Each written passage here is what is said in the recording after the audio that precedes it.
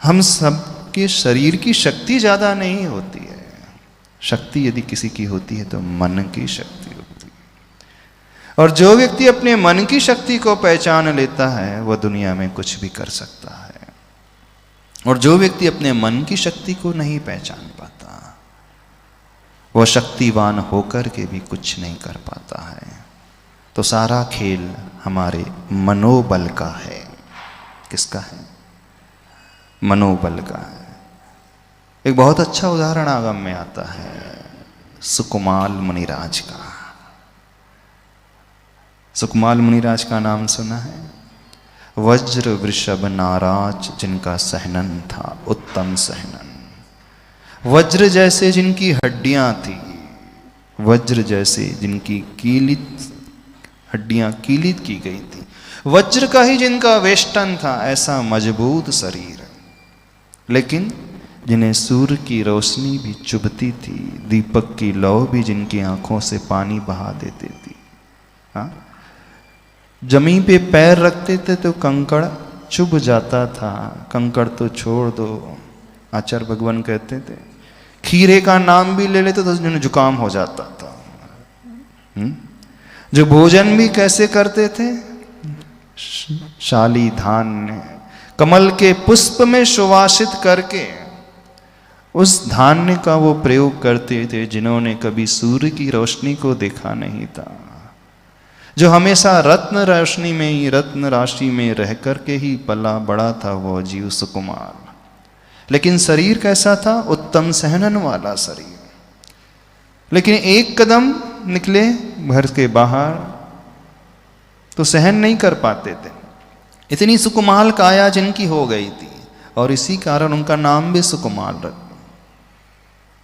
अब देखना, अंदर की शक्ति बहुत थी, लेकिन क्या हुआ?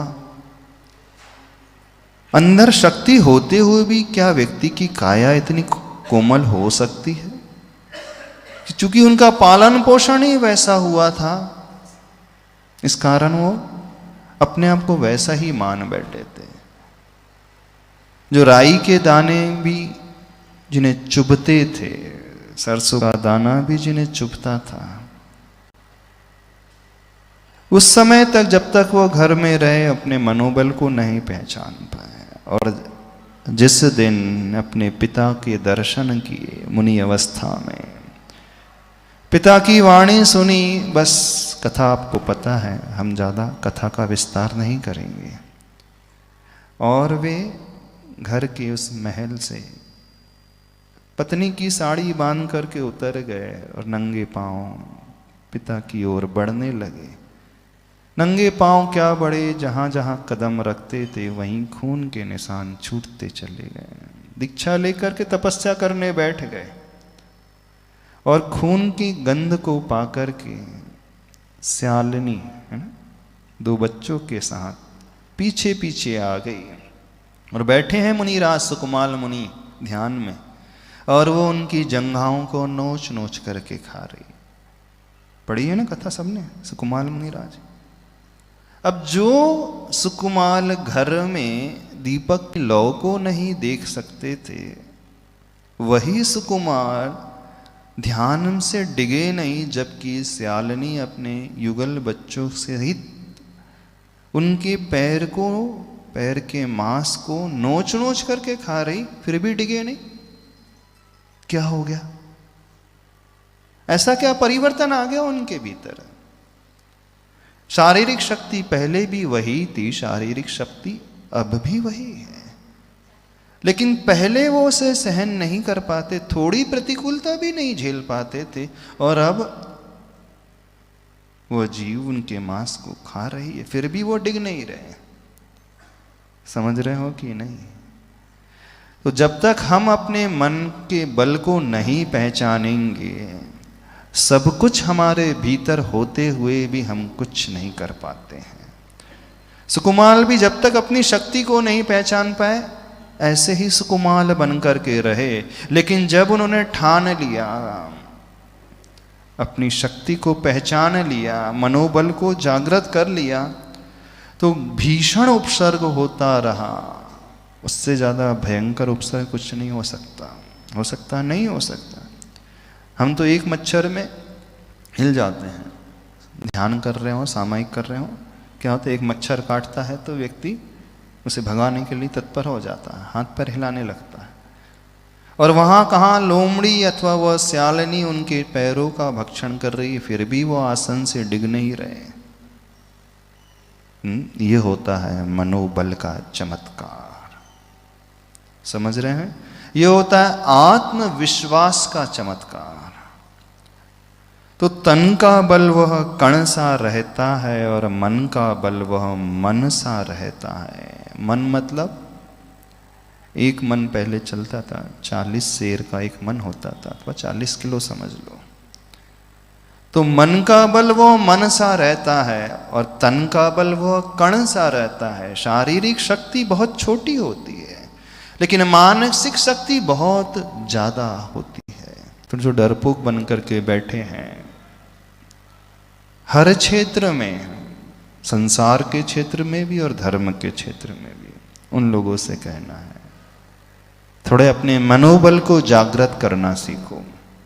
यदि मनोबल जागृत हो गया तो हम दुनिया में कुछ भी कर सकते हैं, जो हम चाहे वो कर सकते हैं।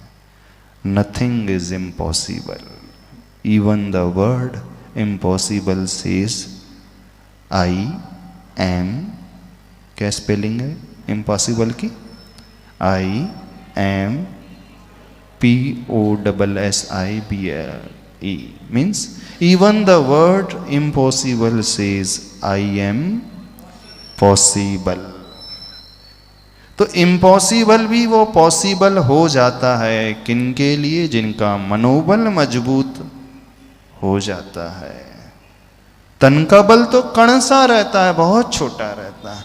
तो जो लोग भी डरते हैं जीवन में कुछ करने के से कि हम नहीं कर पाएंगे, तो खासकर उन लोगों से कहना है अपने मनोबल को जगाना सीखो, उन सुकुमार मुनिराज की भांति। जब तक उनका मनोबल नहीं जागा था कुछ नहीं कर पाते थे, जिस दिन जागा सब कुछ कर गए। शरीर पहले भी वही था, शरीर पहले बाद में भी वैसा ही था। सैनन पहले से ही वज्र विषम नाराज था, इस बात को समझना। ऐसा नहीं है कि दीक्षा लेने के बाद उनका वज्र विषम नाराज सैनन हो गया। शक्ति पहले भी थी, लेकिन सोई हुई शक्ति थी।